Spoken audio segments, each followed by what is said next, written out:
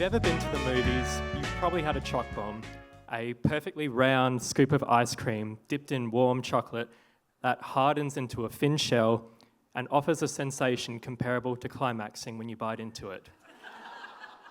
If you're fortunate enough to have experienced this, there's a very strong possibility that Choc bomb was made by me.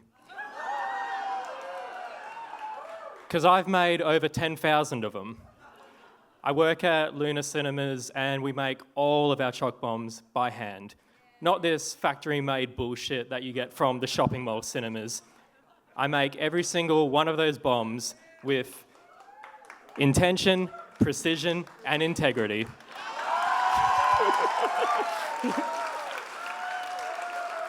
Because you never know who's going to come in next. It could be that person's first time eating one. And that person could also be one of the greatest guitar players of all time.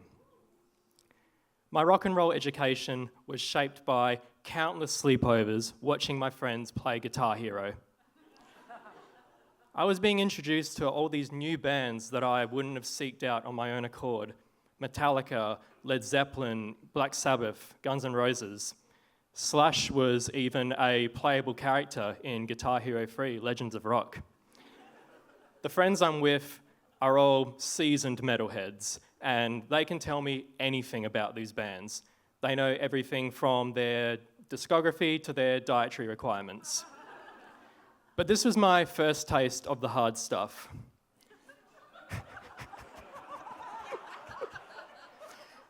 I felt a new vibration taking over, and I wanted the volume turned up to 11. While there's heavy metal blasting from my bedroom, one door down is my sister's room, where she's trying to listen to Pink, Amy Winehouse, Snow Patrol, and James Blunt. So basically, So Fresh Hits of Summer 2007. I wanted nothing to do with that sensitive shit. I'm 15, my soul belongs to Satan, and I stay up late on school nights now. I'm up all night, illuminated by the glow of my laptop, watching the video for Sweet Child of Mine. And I'm mesmerized. I feel this new urge coming on that I've never felt before. So I think to myself, I'm by myself, there's no one watching. I close my blinds, I sit on my bed, and have my first ever shot at air guitar. Cut to 15 years later, I'm 30, working at my favourite cinema, and making a new batch of bombs when this middle-aged dude with orange sunnies pops his head in. He scopes out the whole building like he's investigating a crime scene. And then he's quickly followed by these two massive Kiwi bodyguards. They look around, and the second there's no sign of customers in the foyer, the orange sunnies man comes right up to the counter, gives a very professional handshake, and opens with, "Hello, I'm Rob, manager of Guns N' Roses. So they're going to be coming in to watch the David Bowie documentary, and we want as little attention as possible. Can we arrange something like that?" My words take a moment to catch up. Yeah, we can sort that out, no problems. Cool. The second he turns around, the first thing I do is tell all of my co-workers. Sorry, Rob. Knowing that I'm about to meet one of the biggest bands of my adolescence fills me with a lot of confusion. It turns out some of my co-workers are actually more excited about this because I don't listen to Guns N' Roses anymore. I haven't for a while now. And I feel a lot of guilt for changing so much as a person and not appreciating this moment on the level of euphoria that I once would have. While that teen self was so loudly trying to exclaim to the world how hardcore he is, he ignored the gentler sounds of the world that can reach you at a lower volume but aren't any less powerful. These are the sounds that I appreciate now, later in life.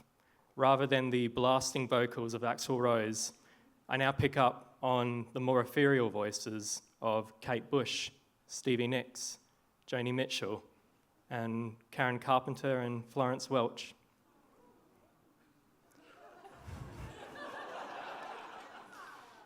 You could say I dropped the guns but kept the roses.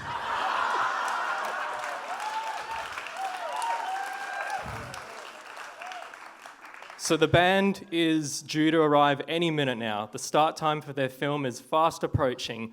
I'm running around with a head full of bees, just wrestling these mixed feelings until I just tell myself to stop. And in that moment, I think to myself, what if we made it up to hardcore Cody? That fun little kid who used to headbang and air guitar in his bedroom. What if we let ourselves be a fan again and indulge in our appetite for destruction one last time? So I asked the guards, does Slash have any dietary requirements? Because something in me was so confident that Slash was vegan. So I mentioned that we have a vegan Choc bomb as an option. The guards can clearly tell that I'm overthinking this. So they put me at ease with, nah, I'm pretty sure I saw Slash eating a steak sandwich the other day. Do you think they'll get anything from the candy bar? Oh, Slash will definitely be getting a snack. He loves his treats. Moments after hearing that trivia, a black Cadillac sedan with tinted windows rolls up. I turn around and make sure all the shelves are topped up with every snack we got. When I turn back, the first thing my eyes find is this voluminous mop of slightly grey curly hair, a pair of aviator sunnies, and finally, a backwards baseball cap? What the fuck? He's got everything else, but where's that iconic top hat with Jim Morrison's belt wrapped around? Is this Slash or just a regular you'd see at the Rosemount? He pushes past the resistance of his slightly stiff knees, comes right up to the counter,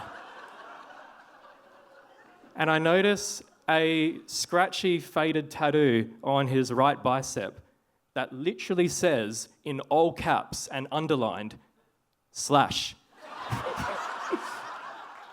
Okay, it's him. So he comes up and cuts right to the chase. Hey guys, what's on the menu? I give him a full rundown of our Choc bomb flavours. Ooh, let's go Rocky Road. No, banana. Yeah, let's go banana. I find the neatest and thickest banana bomb I can find. But before he takes off the wrapper, he's got a question.